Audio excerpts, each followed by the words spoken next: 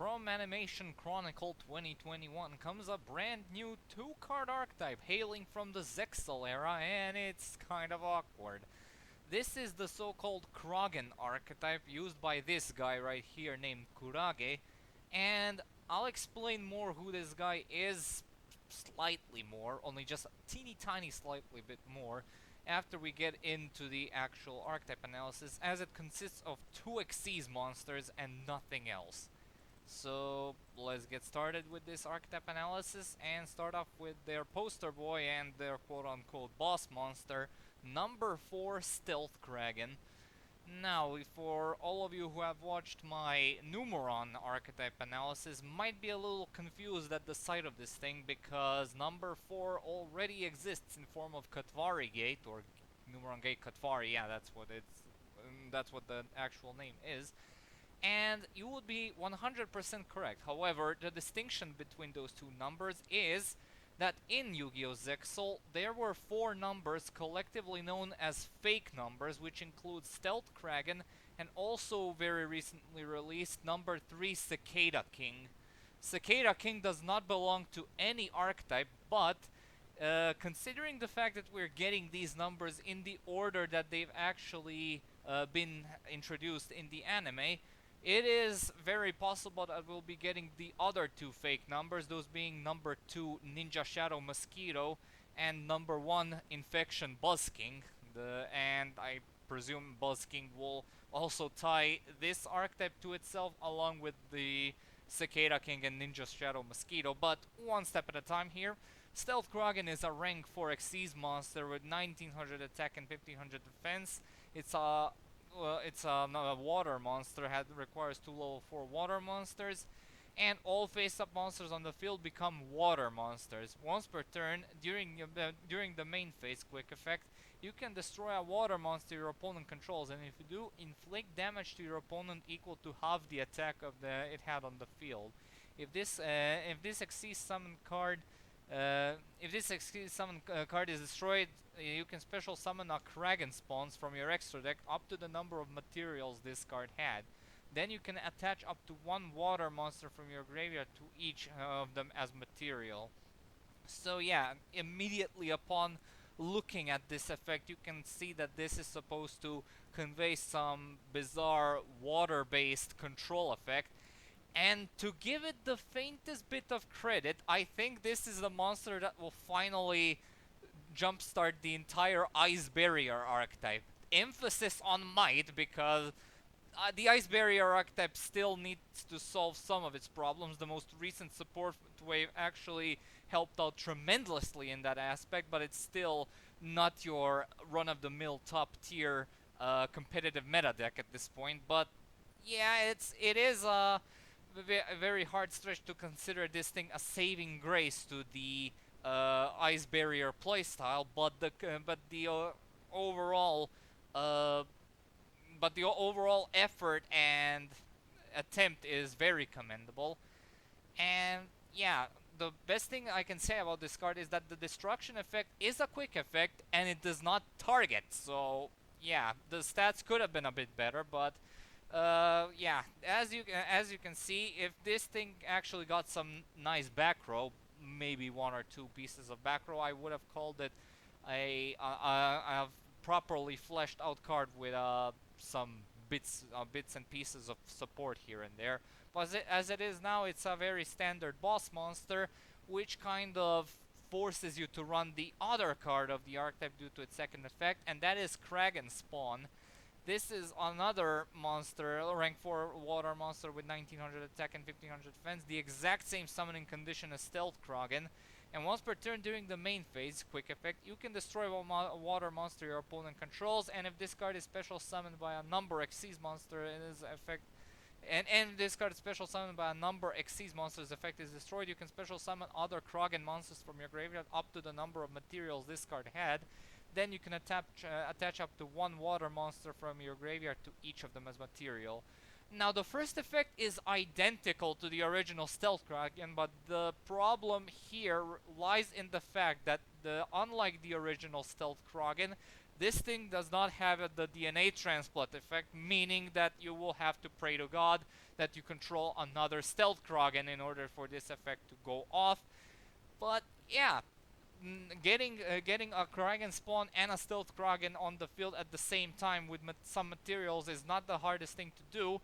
Some other water-based decks focusing on rank 4s, the ones that usually benefit highly from summoning Bahamut Shark, are the prime examples of how they can bring these monsters out consistently, especially in Master Rule 5.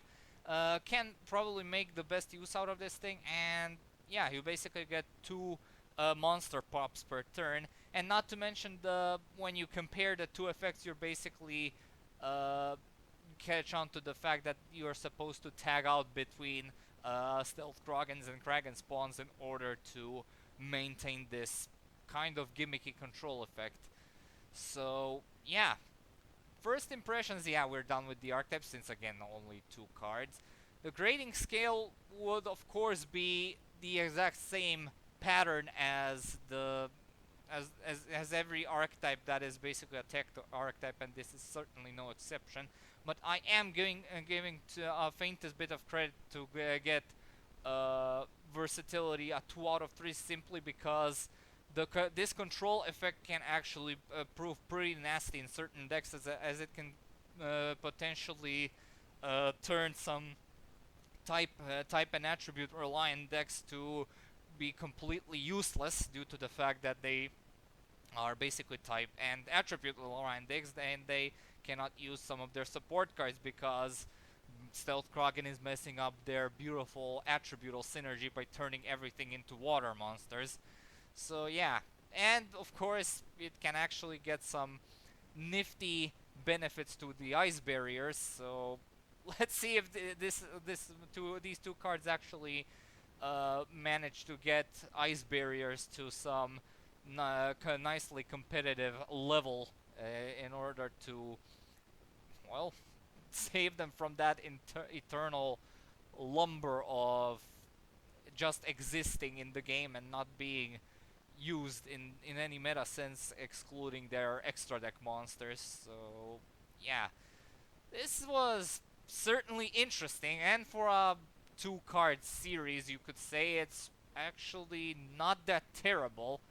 So yeah, this just goes to show that uh, Konami just doesn't give a shit about huge, grand, and modern archetypes for sometimes, and then they just take a random two cards from the anime and turn it into very generic boss monsters that are pretty much usable in most decks focusing on their type or attribute or summoning mechanic. So yeah, it would be interesting to see how they would handle Ninja Shadow Mosquito, for example, because I remember that thing having a thing to do with counters and having some debuff effects regarding monsters with I think they were called hallucination counters. That's right, because yeah, mosquitoes and deadly diseases via mosquito bites. So yeah, let's see if they'll actually make those hallucination counters broken if they are going to be printing Ninja Shadow Mosquito, or if I do not recall what Infection Busking did in the anime. I do recall him having an effect which could special summon all fake numbers, like specifically mentioning them by name.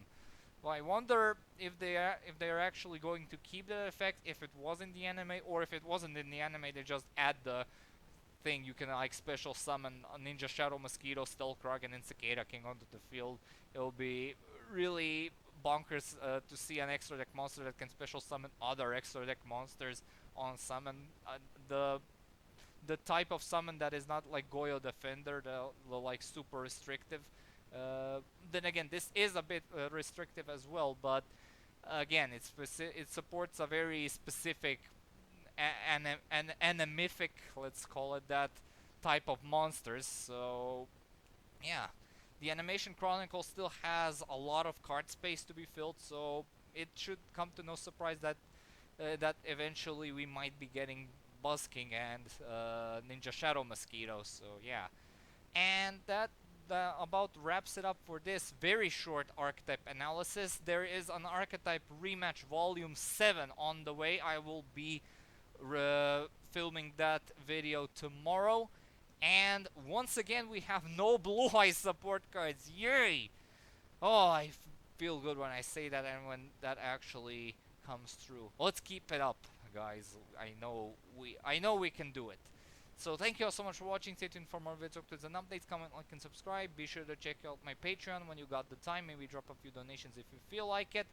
And I think I might be returning to a format of videos when I was in high school, and I was basically uploading only on weekends, because with my new employment in the office, I get off at 4 o'clock, so yeah, I still have some time, but there are still other things to be done around the house.